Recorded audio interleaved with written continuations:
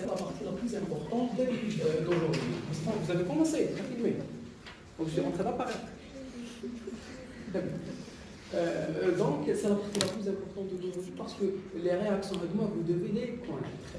Avant de voir les détails, là, le transfert du cholestérol, la première étape limitante, on va essayer de voir la forme brute des réactions. On va essayer de voir la forme brute des réactions, c'est-à-dire toutes les réactions avec leurs enzymes, et on va utiliser quelques techniques pour les apprendre.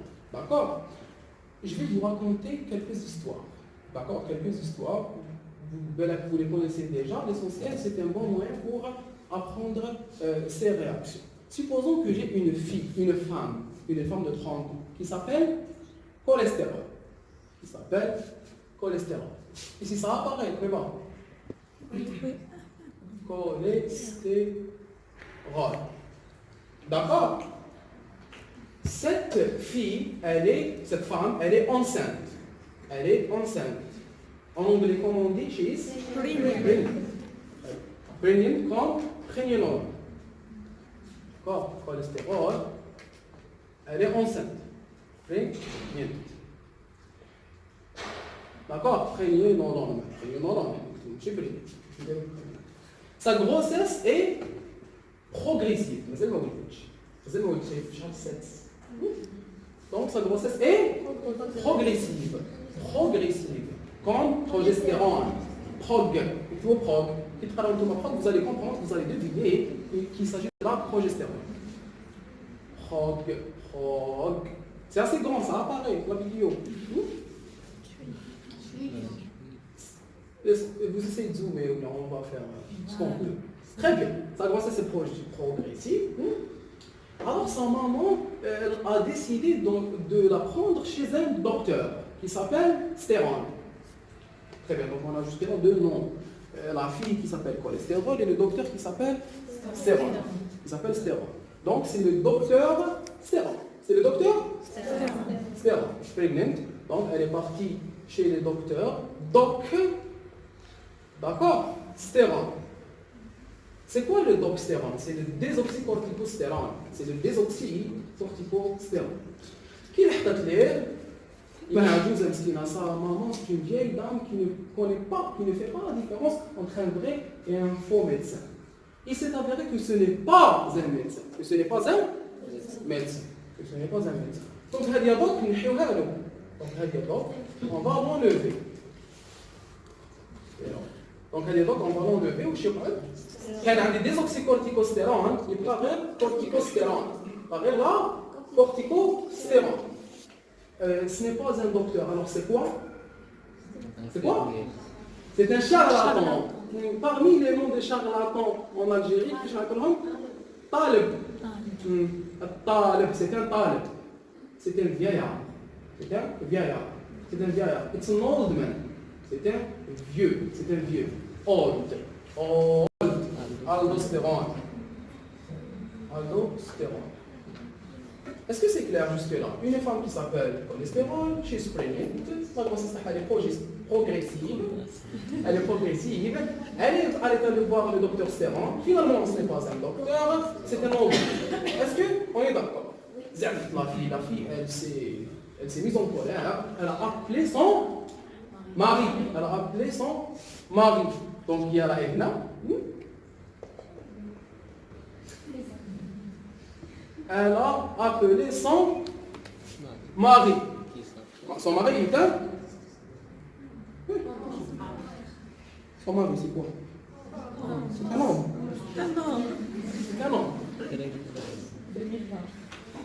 Oui.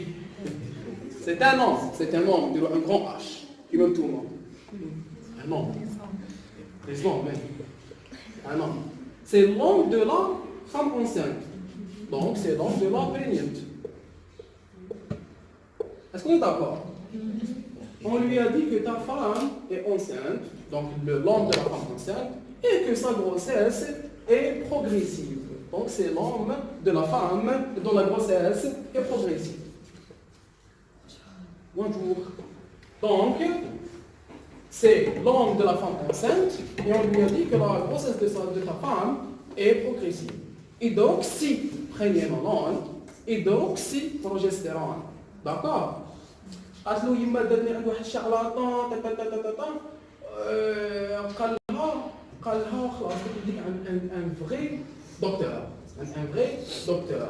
Et la preuve que ce docteur est un vrai, c'est qu'il contient c'est qu'il comprend, c'est qu'il possède une griffe et qu'il peut prescrire des médicaments comme le cortisol. On va lui demander la preuve, il va nous prescrire du cortisol. Il va nous prescrire du cortisol. Donc, je vais le prendre chez un vrai docteur qui peut prescrire le cortisol. Et comme preuve, d'accord, comme preuve, ça va, c'est bon, et je vais lui demander la preuve, je vais lui dire, monsieur, prescrivez-moi du cortisol. Prescrivez-moi du cortisol. Prescrivez-moi du cortisol. Est-ce qu'on est d'accord? Est-ce qu'on est d'accord jusque-là?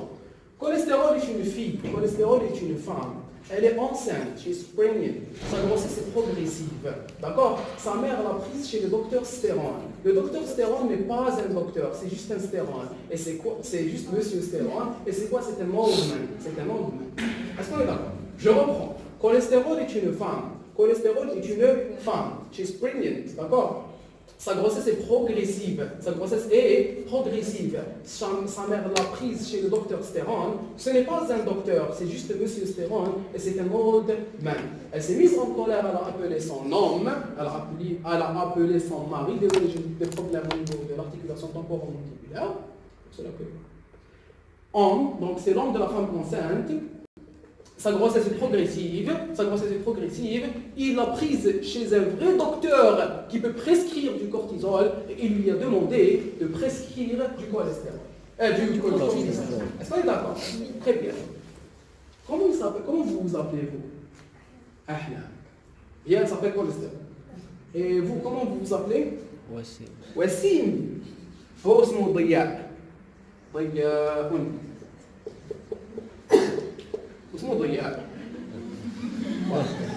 ضياء c'est le dihydro et puis androstérone.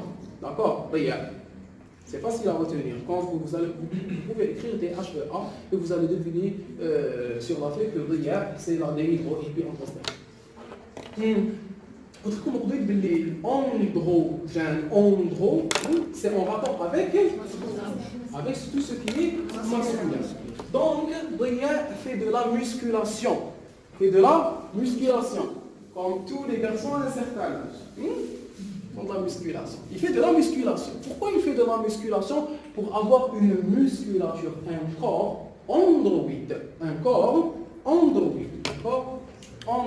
Donc, on va écrire androïde.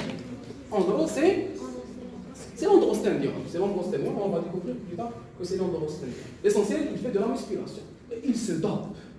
La majorité des personnes qui font de la musculation, bon, à la majorité heureusement, mais une bonne partie des personnes qui font de la musculation se dopent. Et ils se dopent avec quoi? Avec la testostérone.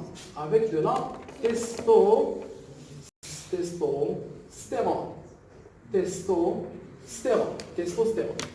Est-ce qu'on est d'accord jusque-là?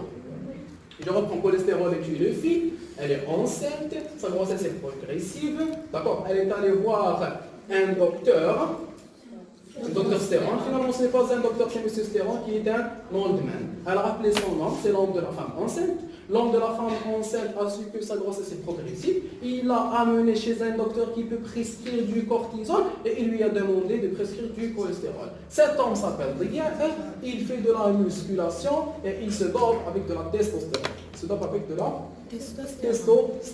Voilà. On va essayer de faire un peu rapidement. Il n'y a pas d'histoire. D'accord. Donc, l'androstendione va donner le strone.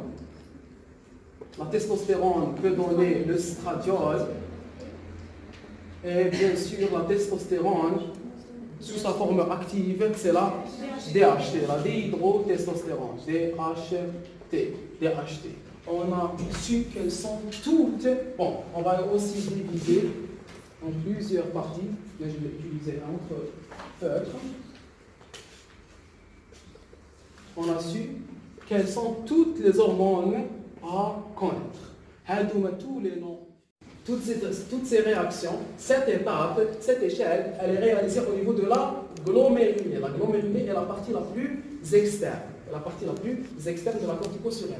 Cette partie, elle est réalisée au niveau de la fasciculée. Cette partie est réalisée au niveau de la réticulée. On va voir ces parties dans un schéma. D'accord? Et ces différentes réactions sont réalisées au niveau des organes sexuels périphériques. Organes périphériques.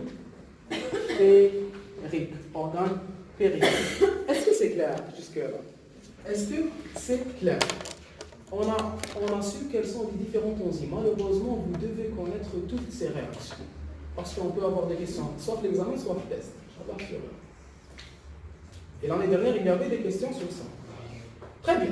Est-ce que vous avez su est-ce que vous avez eu le moyen pour apprendre ces différentes réactions? Oui. Ensuite, vous n'allez pas, à force, vous allez dessiner ce schéma. Vous allez le dessiner 10 fois. Okay? Le dessiner, le redessiner, le dessiner, le redessiner, le dessiner, le redessiner. Vous allez l'avoir en tête. Qui pose une question, vous pouvez répondre. On l'histoire. Cholestérol est une femme qui est enceinte, she is pregnant, d'accord? Sa grossesse est progressive, d'accord? Elle est allée voir le docteur stérone. Finalement, ce n'est pas un docteur, c'est juste un stérone. Et c'est quoi? C'est un old man.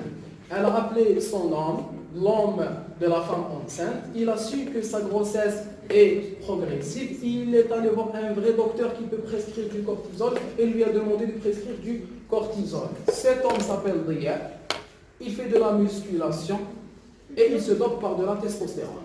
La testostérone peut donner l'œstradiol et l'hydrotestostérone, et l'androstérone peut donner les œstrones. S'il vous plaît, maintenant les enzymes, c'est la partie la plus barbante. Il y a 10 enzymes à connaître.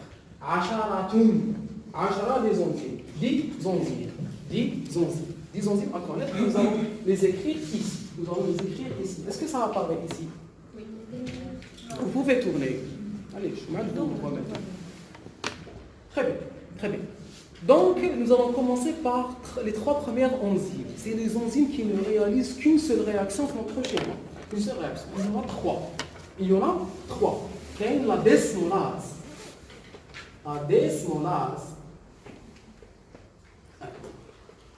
Les enzymes, on est d'accord? 10 enzymes. 2. La 2, c'est la 5-alpha bond. C'est l'aldostérone synthase.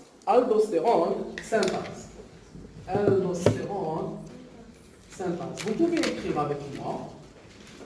La 3e enzyme, c'est la 5-alpha réductase.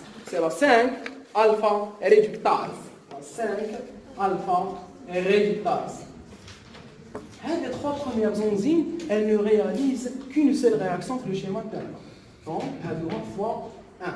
Une seule réaction. J'ai combien d'enzymes jusque-là? J'ai cité 3. Il me reste combien? Il me reste 7. Est-ce qu'on les place? On les place puis on continue. S'il vous plaît. La desmolase, c'est la première enzyme. C'est celle qui réalise l'étape commune. Donc ici, je vais desmolase. D'accord? C'est la desmolase. Ensuite, j'ai l'aldostérone synthase. Il n'y a pas de surprise, ce n'est pas un scoop. L'aldostérone synthase, c'est l'enzyme qui est responsable de la synthèse de l'aldostérone. Aldostérone synthase. Très bien. La 3e, c'est la 5-alpha réductase, très connue. C'est l'enzyme qui est responsable de la transformation du testostérone en hydrotestostérone. 5-alpha réductase. Ensuite, nous allons voir les enzymes qui sont responsables de la transformation d'une hormone vers une autre hormone dans le même palier.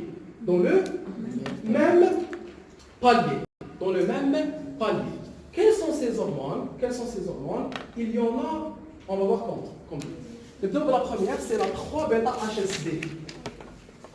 La 3-bêta-HSD. Elle se répète 3 fois. Donc vous devez écrire fois 3. Est-ce qu'on est d'accord? La 3-bêta HSD. La 3 bêta HSD. La deuxième, c'est la 17, non, c'est la 21. 21.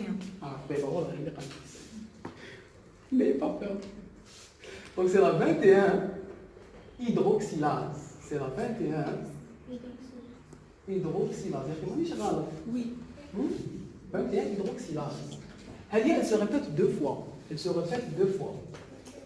La troisième, c'est la 17 bêta HSD. La 17 bêta HSD. Et la quatrième, c'est la 11, si je me rappelle bien, c'est la 11 bêta hydroxylase.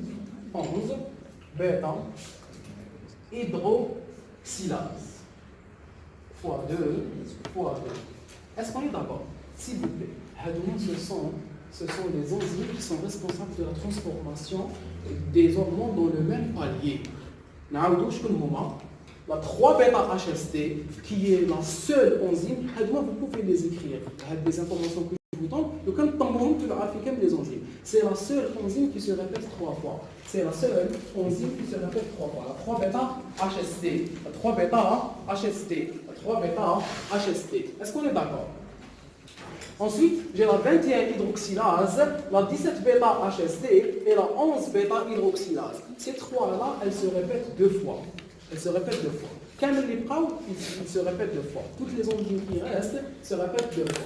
Donc, les trois enzymes qui sont responsables de la transformation des hormones dans le même palier se répètent deux fois. Se répètent deux fois. Se répètent deux fois. Se répètent deux fois. Est-ce qu'on les place? On les place. Donc, qu'est-ce que j'ai dit? Quelle est la caractéristique commune? Alors, pourquoi je les ai mises ensemble? Pourquoi je les ai mises ensemble? Je les ai mises ensemble parce qu'elles sont responsables de la transformation d'une hormone vers une autre hormone dans le même palier. Elles ne sont pas responsables du changement de palier. Elles ne sont pas responsables du changement de palier. Très bien, on les place. Vous essayez de me suivre avec la caméra. Très bien, donc les 3 bêta HSD, on avait dit qu'il y en avait 3. 3 bêta HSD dans le même palier, 3 bêta HSD dans le même palier et 3 bêta HSD dans le même palier. Dans le même palier. Dans le même palier. Très bien. Ensuite, qu'est-ce que j'ai? J'ai la 21 hydroxylase. 21 hydroxylase. 20 dans le même palier. 21 hydroxylase. Elle ne se répète que deux fois. Donc, je m'arrête ici. Nous commençons toujours par la gauche et nous allons vers la droite. Très bien. Donc 3 bêta HSD, 3 bêta HSD, 3 bêta HSD, 21 hydroxylase, 21 hydroxylase. D'accord. Ensuite, qu'est-ce que j'ai? Après, j'ai là 17 bêta HSD. Donc 17 bêta HSD et ensuite 17 bêta HSD. Elle se répète deux fois, ici et ici. Est-ce que vous êtes d'accord? Oui. Donc j'ai 21 hydroxylase, puis 17 bêta HSD, 17 bêta HSD. Je continue à descendre. Qu'est-ce que j'ai? Il me reste la 11 bêta hydroxylase, d'accord? 11 bêta hydroxylase et enfin 11 bêta hydroxylase. On a terminé avec les enzymes qui sont responsables de la transformation d'une hormone vers une autre hormone dans le même palier. Qu'est-ce qu'il me reste? Il me reste les enzymes qui sont responsables du passage d'un palier vers un autre palier. D'un palier vers un autre palier. C'est-à-dire, il me reste une. Non. Il faut savoir que le passage d'un palier vers un autre palier ne se fait qu'au niveau des deux premières réactions. D'accord? Donc j'ai ici et ici. Et j'ai ici et ici. Et enfin, j'ai ici et ici. Donc il me reste combien d'enzymes? Là, c'est un groupe. D'accord? Et là, c'est un groupe. C'est un groupe. On a pris comme je dois avoir combien d'enzymes? 10. 10. Combien j'en ai cité? 7. Il me reste combien? 10 ناقصون 7. Il me reste 3. Donc la 8e, la 9e et la 10e. La 8e هذه C'est la 17-alpha-hydroxylase. La 17-alpha-hydroxylase. Ensuite, c'est la 17-20-ligase. Et enfin, nous avons l'aromatase. L'aromatase que vous pouvez rencontrer dans certaines sources comme la 19-hydroxylase.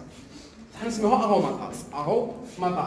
Aromatase. Donc, qu'est-ce que je vais faire? Je place la 17-alpha-hydroxylase ici et ici. Je place la 17-20-ligase ici et ici. Et je place l'aromatase ici et ici. Là, bien sûr, x2, x2, x2. Et j'ai mes 10 enzymes et mon beau et joli et très joli schéma est prêt.